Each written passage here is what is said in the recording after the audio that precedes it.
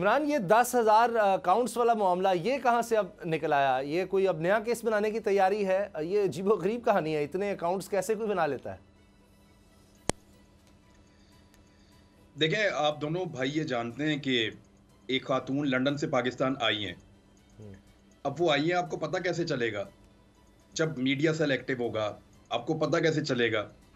जब फेक किस्म के अकाउंट्स एक्टिव हो जाएंगे, आपको पता कैसे चलेगा? जब झूठ का बाजार गर्म हो जाएगा, आपको पता कैसे चलेगा? जब प्रोपेगेंडा अपने अरूज पे आ जाएंगे, आपको पता कैसे चलेगा? जब जाली स्क्रीनशॉट्स बनाए जाएंगे, ऑडियोज और वीडियोस को एडिट किया जाएगा और इस तरह का मवाद सर्कुलेट किया जाएगा, तभी आपको पता चलेगा ना कि कोई पहुंचा है लंदन से पाकिस्तान, वरना आपको पता कैसे चलेगा?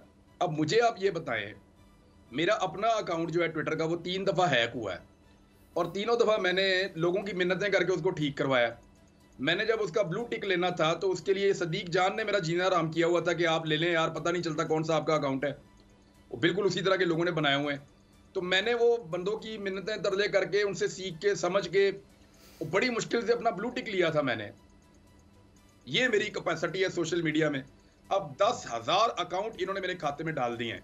उसामा भाई, ये सिर्फ 10,000 अकाउंट नहीं है, ये सदीक जान गवाह है। मेरी 2 बीवियां भी हैं जिनका मुझे नहीं पता। और ये जो मैं 10,000 अकाउंट चलाता हूं, इनके पैसे भी हैं जो मुझे कोई देता है और वो मुझे अभी तक नहीं मिले। फिर अभी मुझे पता चला हाल ही में कोई मेरे अरबों रुपए पाकिस्तान से बाहर भी पड़े हुए हैं। ये भी केस बनाने के ऊपर कोई काम हुआ है। ये सारा कुछ मुझे कब मिलेगा? यानी मेरे लिए बड़ा ये दिक्कत होती है, इतनी सारी किसी आदमी की जायदाद हो और उसके बावजूद वो आदमी जो है वो उसको छू ना सकता हो या उसको एंजॉय ना कर सकता हो, तो क्या फायदा? ठीक जी सदीक।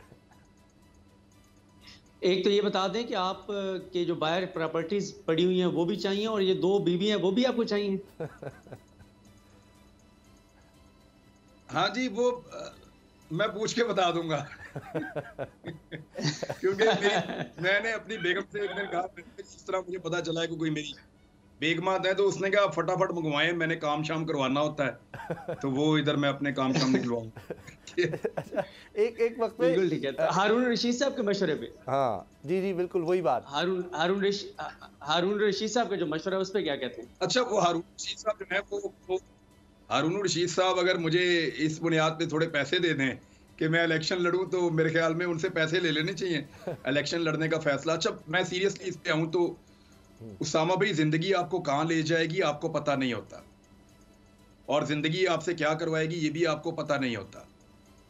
आप अच्छा ही सोच रहे होते हैं हमेशा। मैं जो काम कर रहा हूं, मैं इस काम में खुश हूं और मुझे ये काम पसंद है। मैं इस प्रोफेशन में कोई नौकरी करने नहीं आया था, मैं बाय चॉइस यहाँ पे आया था और आप इस बात को पहले दिन से जानते हैं। जी मुझे 15 साल पहले तो मैं इस काम में बहुत खुश हूँ, बिल्कुल। और मुझे कोई इसमें अभी सियासत में जाने का मेरा ना कोई इरादा है और ना मैंने कभी इस बारे में कुछ सोचा है। कुछ ऐसा नहीं है, ना मेरा इरादा है, ना मैंने इस बारे में अभी कुछ सोचा है। लेकिन कल क्या हो वो मेरा रब जानता है। हमारे बारे में क्या बेहतर है वो हमारा रब जानता है और हमारे फैसले वही करता है। एक और मसला इमरान ये हो चुका है कि एक तरफ मुल्क के हालात हम देख रहे हैं, बहुत पाकिस्तान पर इस वक्त मुश्किलात हैं। 75 साल की तारीख़ में कभी ऐसा वक्त नहीं आया। लेकिन इसी तरह हम जो एक सियासी बहरान, एक मुआशी बहरान, एक अमन व अमान का, सिक्योरिटी का हम इस वक्त चैलेंज देख रहे हैं। पाकिस्तान को कभी इस तरह के चैलेंजेस दरपेश नहीं थे इतने खौफनाक। उसमें हम सहाफ़त के हवाले से भी देख रहे हैं कि अब सहाफ़ी को सहाफ़ी भी नहीं माना जाता। मुझे 15-16 साल पहले का वक्त याद है जिस तरह आप रिपोर्टिंग करते थे। कोई किसी को कोई मसला है वो कहता था जी इमरान रियाज से बात कर लो जी। जिस तरह स्टार्ट हुआ, मुझे भी कोई परेशानी होती थी, आपसे बात किया करते थे। तो अब यहाँ साफ़ी को भी साफ़ी नहीं माना जाता। किसी से सवाल किया जाता है, आपका नाम लेकर सवाल हुआ तो आगे से जवाब आया कि जी हम वहाँ गिरफ्तारियाँ हो रही हैं, लेकिन जिनकी गिरफ्तारियाँ हो रही हैं वो तो साफ़ी नहीं है, तो वरना हम आज़ादी इज़हार राय के साथ हैं। यानी चले साफ़ी नहीं मानते किसी को, यहाँ इंसान भी नहीं हम मान रहे, किसी को पाकिस्तानी भी मान रहे, झूठे केस में अंदर कर दो किसी को। जो उसामा भाई सहाफ़ी को हैं जो बगैर इलेक्शन लड़े, बगैर अवाम में जाए, बड़े बड़े ओहदे ले लेते हैं, वो इनकी नज़र में सहाफ़ी हैं और उन्हीं को ये लोग सहाफ़ी मानते हैं। यानी अब इनका अपना क्राइटेरिया देखें, हुआ क्या बदकिस्मती से। हुआ ये कि पाकिस्तान की सारी पॉलिटिकल पार्टीज इकट्ठी हो गई हैं। तो जो मुखालिफ आवाज़ है ना वो तो बिल्कुल पिस कर रह गई है। पाकिस्तान का 95% मीडिया भी एक तरफ जाकर खड़ा हो गया है। जब ये सारा कुछ एक तरफ होगा तो उनकी बाज़गश्त ज़्यादा सुनाई देती है। पाकिस्तान में बेशुमार ऐसे लोग हैं जो पीडीएम की पूरी नुमाइंदगी करते हैं और पूरी उनके बारे में बात करते हैं, उनका मौक़िफ़ देते हैं, और अच्छी बात है, देना चाहिए उनका मौक़िफ़। वो सियासी लोग हैं, उनका मौक़िफ़ आगे आना चाहिए। लेकिन एक दूसरी तरफ का मौक़िफ़ है उसको बिल्कुल इग्नोर कर दिया गया था, और सिर्फ इस जुर्म की पादाश में इग्नोर किया गया था कि उसने ये कहा था कि साइफर आया, मैं इसको तौहीन समझता हूं, और उसने अमेरिका को जवाब दिया, तो उसको अकेला कर दिया गया।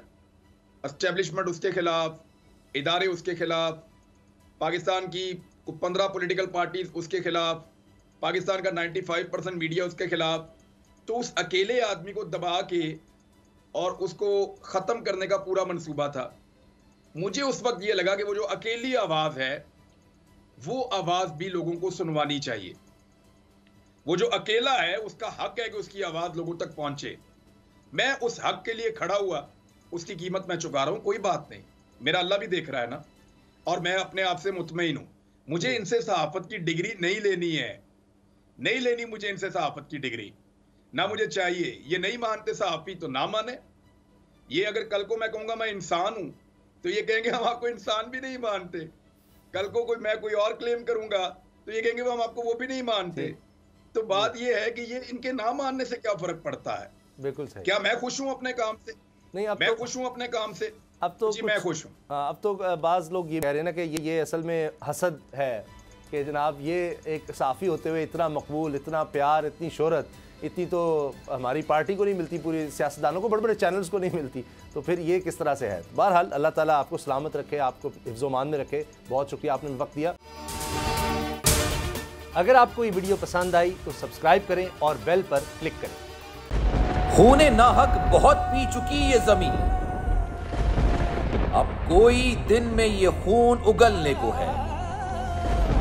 खत्म हो जाएगी ये तमाशागरी, वक्त पलटेगा रोजे जजा की तरह।